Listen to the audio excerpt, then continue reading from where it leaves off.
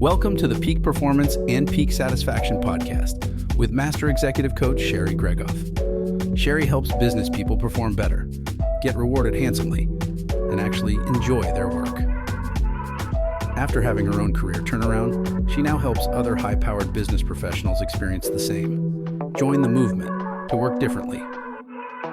Welcome to the podcast. It's great to have you here.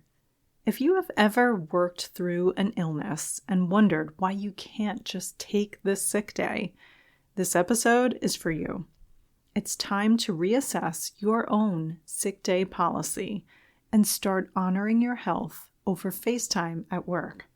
It's easier said than done, but today's episode will arm you with the perspective and actions that deliver.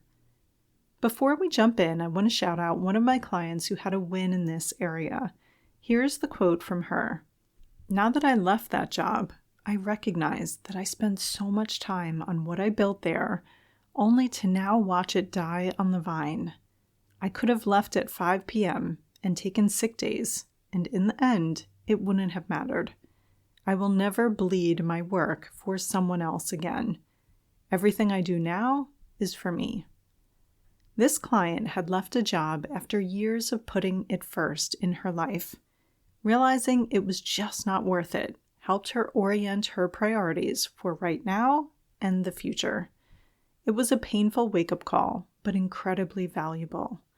She went from being so engaged with such a high level of emotional ownership in her work that she readily sacrificed her health and well-being to then seeing firsthand how it simply was not worth it. In our coaching, she has rebuilt her relationship with her work. She cares for herself as the asset to her business. Her health and relationships come first. She describes it as a new lease on life. She jokes that she is much friendlier and more fun now.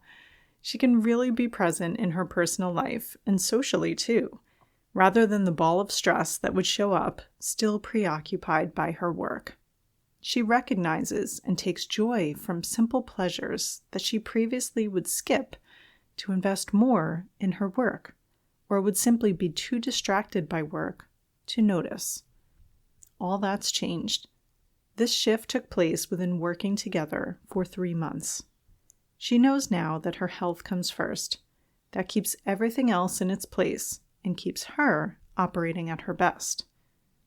Similar victories are shared by all of my clients, and I have experienced it too in my own career turnaround. So let's hop to today's podcast content and get you on your way to experiencing this also. I'm not a big regrets person. I'm also not a yearn for the good old days person. I'm more of a here and now and make every day better than the last. More of a view that every life experience served to teach me something. But there are cringy decisions that I have made specifically around sacrificing my health for my work that I do regret, and I have to actively work to apply the lesson I was shown in that process. A low point was getting a concussion and vertigo and ignoring doctor's orders for bed rest in a dark room with no sound, no light, no reading, no screens for a week, to instead jump back on video conference and to the office to wrap up what had been a multi-month negotiation. I paid for it in a big way, with the symptoms lingering for weeks, wearing sunglasses indoors with incredible sensitivity to light and sound. I wish I could say that I learned my lesson after that experience, but time and again I would find myself attempting to be Superwoman, taking on Herculean tasks at work while sick as a dog or recovering from surgery. Outside of me, I've had team members call me immediately after a near-life-ending car crash on the way to work to let me know they wouldn't be there.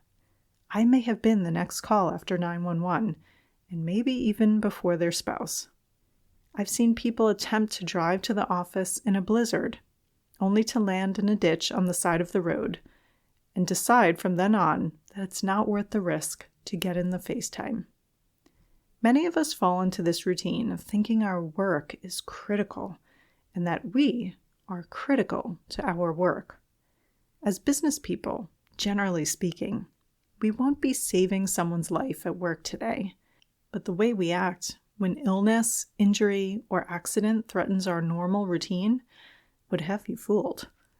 Today, we are peeling back what is behind this routine. Today, we can reprogram how we approach our work and where we set our own bar for taking a sick day. There is a benefit to our health of doing this, of course, and also to all the people who love us and depend on us, but also to our business and colleagues. This is not just a cautionary tale. We talk peak performance and peak satisfaction round here. What you will learn will not just make you feel better or preserve your health, it will make you perform better in everything you do and enjoy it more. More success in your career, your business, and your relationships and health. So let's dig in. Let's talk sick policy. Your company may have one. In the old days, there was a set number of sick days that one could take. I think I used to add that to my vacation days and just decide to work sick. It's more common now to have unlimited sick days and even unlimited vacation days. It's all the rage. And why not? A company can tout these as perks and benefits, hoping to lure new recruits and retain current talent, while at the same time counting on peer pressure, unspoken norms, frowning upon being out of office to keep employees working more days and taking off less than they did when they had a specific number of days allotted. More productivity out of the same resources. It's not always an intentional strategy, but it can add up that way based on subconscious bias and desire to excel, and our natural inclinations towards competition and one-upping in the workplace. Research shows that the trend of unlimited time off, more often than not, clocks employees taking less time off. With no specified number of days, there is much angst about what is acceptable or appropriate. Employees don't want to be seen as taking advantage or slacking off on the job. Time off norms are often set from the top, so it becomes a game theory where no one wants to be outworked. So everyone tries to take off less than those around them to not be shown up on the commitment scale. Former incentives to use your days or lose them would put a fine point on the benefit and incentivize employees to take their days. This ambiguous expectation does not. Disapproval, spoken or unspoken, from managers discourage employees from taking time off, and employees respond in kind. You may say, Sherry, that's vacation days, but sick days are different. Not really. The trend is to tough it out, suck it up, worn as a badge of honor to show commitment to the company. Whereas a set number of sick days would have been a reason to stay home, we might have said, I haven't used my sick days yet, and I don't feel well. Might as well stay home. But now there is no set expectation for ever taking a sick day. COVID and quarantine-induced work from home changed that too. While our kids complained that school took place even on snow days, because everyone had figured out how to do school from home, it was the end of peace and fun on snow days for sure. COVID brought a renewed expectation to keep our germs at home, but also the ability to be online and working from home no matter what was happening with your health. I have sent team members and my leaders home alike when it is clearly obvious that they should be taking a sick day, but have misread the situation. Here are some bright line indicators for the avoidance of doubt. If you are limping around the office, unable to be mobile, that's a great time not to do a commute and hobble around the office. If your cough is inciting groans from desk mates who really would rather not catch what you have. If you're 48 hours into COVID and they told you that you aren't contagious, but you are getting the side eye from office mates as you experience every symptom still. In each case, when I call out the obvious and invite that colleague to go home, there is this moment of realization for them that, yes, what I am doing is completely preposterous. Thanks for pointing it out, and I think I'll go home now. Guess the number of times that person goes home and is immediately online. even when some bed rest is actually what they need. Nearly every single time. The struggle is real, friends. So what in the world has gotten into us such that we feel the need to work come rain, sleet, or snow, or in our case, fever, injury, or surgery? This podcast isn't about your business's sick day or time off policy. It's about yours, as in your personal policy on taking sick days or time off. You may think they're one and the same, but no, they are not. You decide what you take off and when.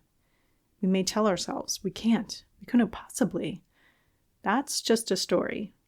We may feel angry or resentful about not having permission to take a sick day or time off. As a grown adult, we are making that decision for ourselves.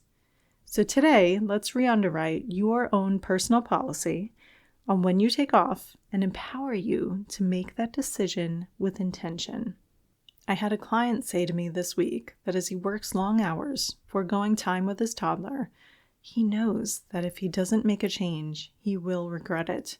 He knows that the drive to work more, for more titles and more compensation, has him working through breaks, but deep down he wonders, in his own words, am I the idiot here? That really resonated with me. Together, we identified there is a moment when you realize all you are sacrificing for is a mirage. It won't make the promotion or raise happen how you think, and even if it did, it likely wouldn't be worth it. Let's set the standard for when you will work from home sick and when you will sign out completely from work and be unreachable. Before we decide this, I've got some questions for you. If your default response was, I've got to be on my deathbed to even work from home, and I will never need to take a sick day where I'm completely unplugged, or some version of that, consider these 4 questions that I recently posed to a client who was heading to the office with a pounding head and no voice. What are you trying to prove? It's usually our self-worth, our value as an employee or business owner, how critical we are to the business functioning today. This is an ego thing. I'm too important to not be there. They need me. I'm indispensable. Question number 2. Who are you trying to impress? It's usually our colleagues. We assume that their litmus test for whether they judge us as a good employee is whether we are robotic and consistent in our commitment to our work, and that work comes before everything else, including illness and sometimes our personal relationships too. Question number 3. Is your health more important? This is a big one. Really think about this. One day your job may still exist, your company too, and you won't. One day the job that you assigned great priority to may let you go. So consider again what is more important, your business or your health. Let's walk this forward. If your health isn't there, how useful will you be to your business? If you can't work anymore, will it be better or worse for your colleagues? This is one of those put your oxygen mask on first before helping others with theirs situations. Question number 4. Isn't this a perfect opportunity to put yourself first? You can choose to rest and recover when under the weather, while others cover for you. You know, the whole idea of the team. Deep down, you know you need to rest and get better. You can humanize the situation for you and for your people who are watching you lead by example. Maybe you always feel a pull that you should be slowing down or caring for yourself better.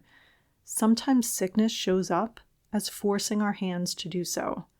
This is the perfect, tailor-made moment to do exactly that, and just take excellent care of ourselves in this moment. Let me give you fair warning before we go deeper yet again. You didn't think we just talked sick days today, did you?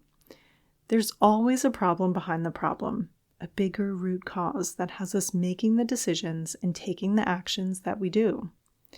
In this case, there is likely a much bigger existential belief system at work here. Are you ready? This is what it is. We may be living for the resume, while forgetting that we will only be left with the eulogy. Stay with me. This was reiterated for me at a funeral for someone dear to me last month. No one actually cares how far you got on the corporate ladder when it's over, but they do care how you made them feel and the positive impact you made that lives on in your legacy of how you influenced people around you. Sometimes, we find ourselves working and living for the resume, the accolades, the title, the never took a sick day record. And it jeopardizes the more important measure at the end of our life. Whether we lived it well based on who we matter to, how we impacted them, and our legacy that lives on in those people. Anyone can read a resume at a funeral, but only those who really knew you and loved you can read a eulogy. Only those who you really invested in and showed up your best for will feel compelled to speak. I've been to funerals for colleagues, even ones who were in the office one day and gone the next. Usually, no work colleague speaks at the eulogy. If they do, you can bet they aren't talking about titles or bottom lines or subject matter expertise. Whoever speaks is talking about character and care and connection and life wisdom. There have been many research studies asking people at the end of life what they learned and what they would do differently. And every single time, at the top of the list, is that they would have worked less and spent more time with the people they loved. I've had a team member who I had to urge not to check in and be available for work during her wedding and honeymoon. Truly. Imagine the regret that would have followed, and even the resentment and sourness towards her work if she was reading email and getting some tasks done during what is likely one of the most important days of her life. Take a pause here. This is heavy stuff, I know, but we are big enough to handle it. We can deeply appreciate and remember what is most important: our health, our relationships. In the end, our work comes last. We are also strong enough to look ourselves in the mirror and recognize where some things may have gotten turned upside down and make a decision to put it right starting today. Ask me how I know. This was my exact journey. As unsettling as it was to recognize my priorities were upside down, I am forever grateful for that moment because every day since, I have been working and living differently, and my life feels like it has blossomed in every way. No exaggeration. It's priceless. It's my wish for you if you realize today that things have gotten mixed up in the rush. You can put it right. One small, simple, and doable step forward in that is setting your personal sick day and vacation day policy. I'll do it with you. I'll share mine as an example, but you tweak your own.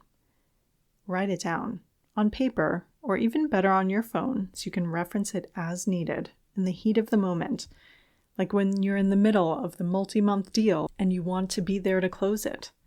Policy is policy, so blame it on the piece of paper or that commitment you made during that podcast one day. Blame it on me even. My coach said so.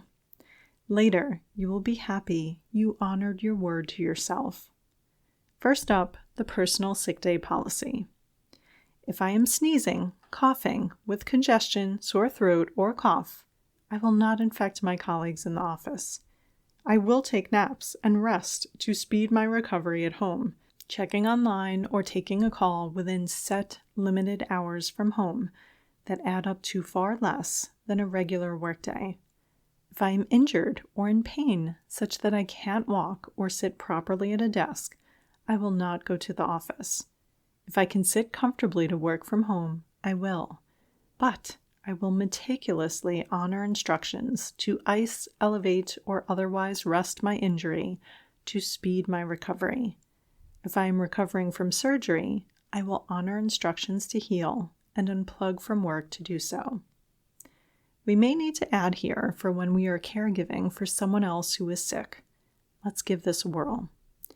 If a child or parent for which I am caregiver falls ill, I will unplug from work to care for them. This may involve working from home or completely turning off from work, depending on the severity of the illness and the level of attention required by my loved one. This example of caring for people we love for can be so helpful to walk through.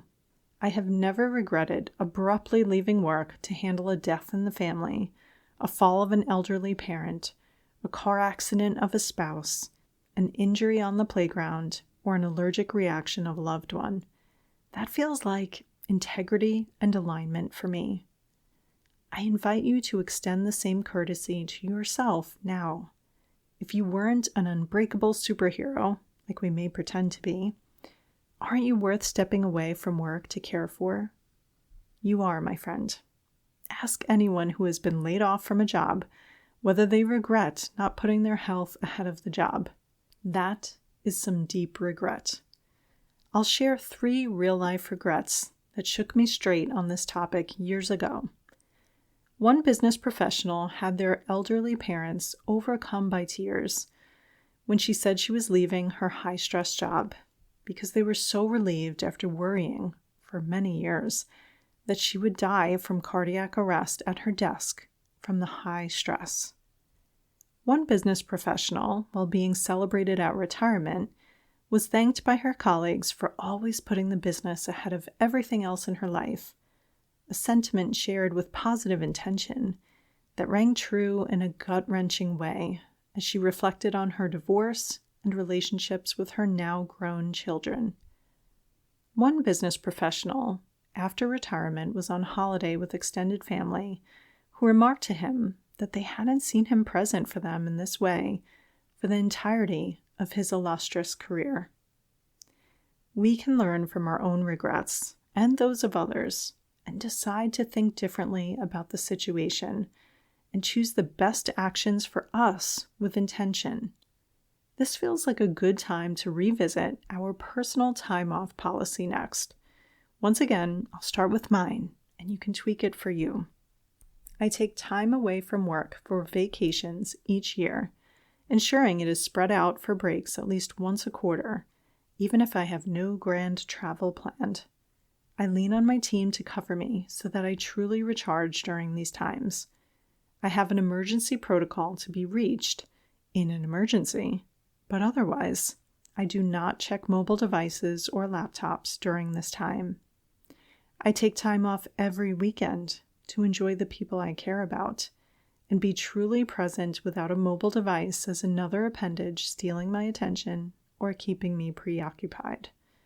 I take time off every evening to connect with others and to take excellent care of myself. Set your personal sick day and time off policy now. Commit to it. Remember your priorities. Mine go like this: health, then relationships, then career. Weave your stack rank priority into your everyday and into your days when you are sick or taking time off. We do this without guilt or hesitation because we know that we are the asset to our business. We are the asset to our career, and that requires investment and maintenance for continued success. We do this because we make decisions and spend our time remembering the eulogy is more important than the resume. We prevent sickness by getting enough sleep, eating for nutrition, hydrating, moving our bodies, and getting fresh air and sunshine, not because it's a trendy regimen, but common sense. We maintain our health with regular checkups, making the time to address any chronic issue or pain. We leverage technology to make this efficient, including virtual visits, even virtual therapy, including physical therapy. Self-care is not selfish. It's self-preservation.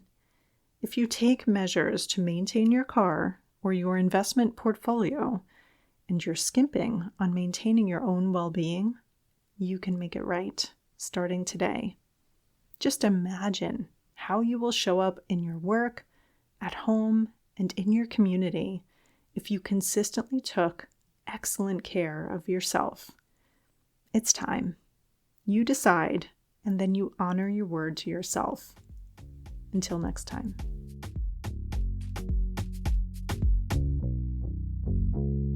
Looking for support in applying the principles and strategies in today's episode? Sherry coaches clients one-on-one as their trusted confidant and advisor, helping each client create the work and life they had only dreamed of. To schedule your complimentary career strategy session, go to sherrygregoff.com/apply to book time with her today.